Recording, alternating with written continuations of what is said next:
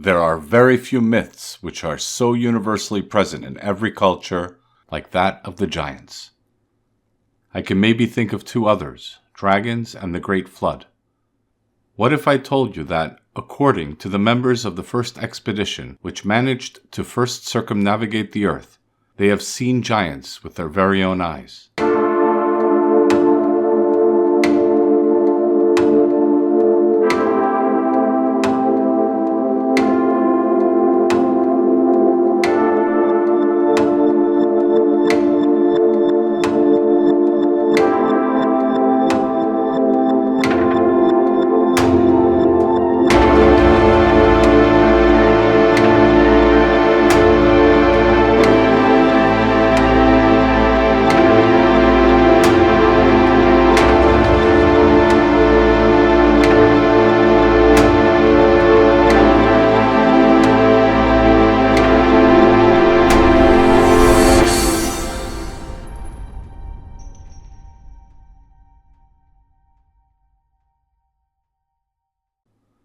Ferdinand Magellan is one of the first famous explorers to ever live.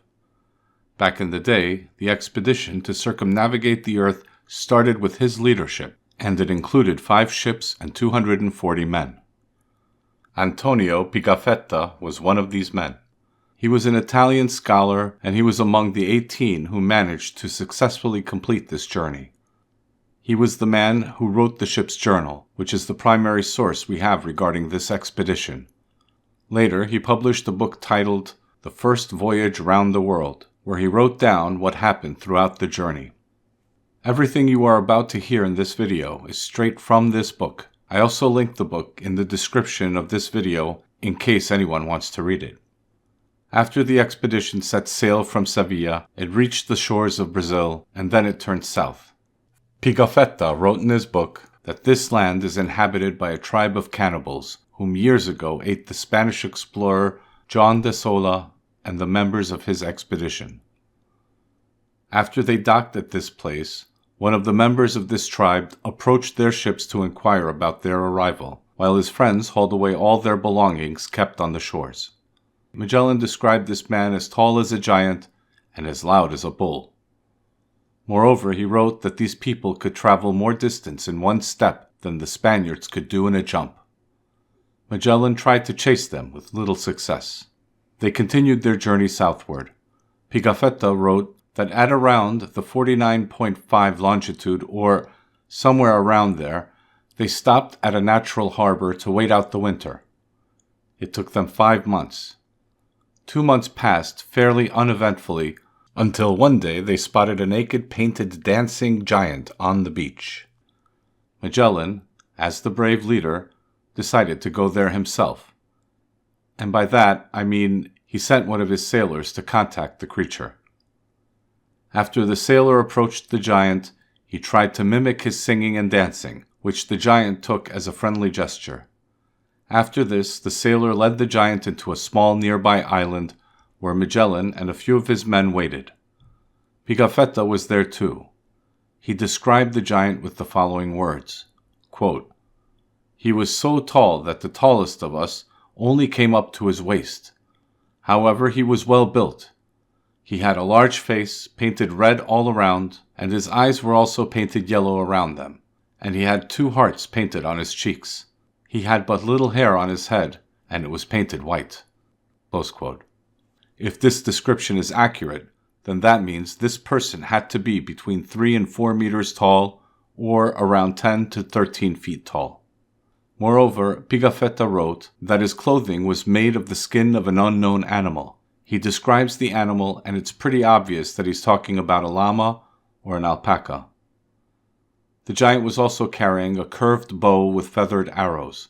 These arrows, however, did not have metal heads. Magellan gave the giant multiple gifts, including a mirror. According to Pigafetta, when the giant gazed upon his own reflection, it scared him so much that he fell back, knocking over 3 men. In my opinion, this sight must have been quite funny. Afterwards, the expedition members encountered more members of his tribe with a similar stature.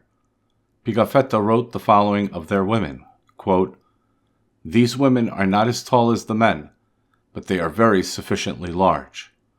When we saw them, we were all amazed and astonished, for they had the breasts half of an ell long." Close quote. If this won't convince you that this story is true, then nothing will. These people were named Patagonians by Magellan. According to Pigafetta, this word derives from the Portuguese pata, which means feet. And he named the area itself Patagonia, which is supposed to mean the land of the Bigfoots, which I also think is quite funny. Magellan must have thought that they won't believe this story back home, so when 4 giants showed up 15 days later on the shores, he decided to act. He invited them over to his ship and gave the 2 older ones so many gifts that they could barely carry them. As for the 2 younger ones, he gave them bracelets, which were actually chains. After they saw 2 of their friends getting chained, the 2 older ones understandably got angry. But Magellan's men managed to overpower and subdue them, using their numerical superiority. Based on Pigafetta's writings, it seems to me that Magellan only planned on taking the 2 younger giants with him to Spain. Apparently, one of the chained giants begged Magellan to let his wife come with him, so Magellan sent the 2 older giants with an escort of Spanish soldiers to bring back their friend's wife. On the road, the 2 giants managed to escape and injured one of the soldiers following them with an arrow. The soldier died shortly thereafter. There wasn't further contact with the giants after this incident. It seems the 2 captive giants were kept on separate ships. One of them was held on the San Antonio, whose crew mutinied when the expedition passed through the Magellan Strait, and they turned the ship back to Spain. The fate of the giant on the ship is unknown. The other giant was kept on Magellan's ship, with whom Pigafetta talked multiple times. The members of the crew baptized him and named him Paul. Unfortunately, when the expedition reached the Pacific Ocean, they couldn't have known that the passing will take them 4 months. In these 4 months, multiple members of the crew got sick, and 19 of them, including the Indian prisoners as well as Paul, had died. I think all of you have heard about Magellan and his expedition, but most of you probably haven't heard about the fact that according to the members of the expedition, they encountered people who were 3 to 4 meters tall in what is today Argentina. Why is this the case? Here you can see the Wikipedia article about Magellan's expedition, more precisely where it talks about the 5 months they spent in Patagonia. It seems to me that something is missing. Why? According to the official explanation, which is not easy to find by the way, Magellan didn't run into giants, but rather into an Indian tribe where the average height was over 180 centimeters or 6 feet.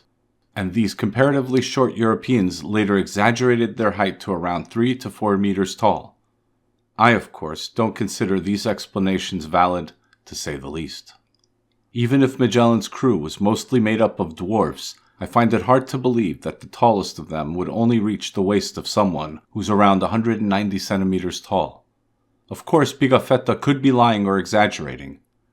But if that's the case, then why did multiple people since this expedition witness giants in South America, including the present day?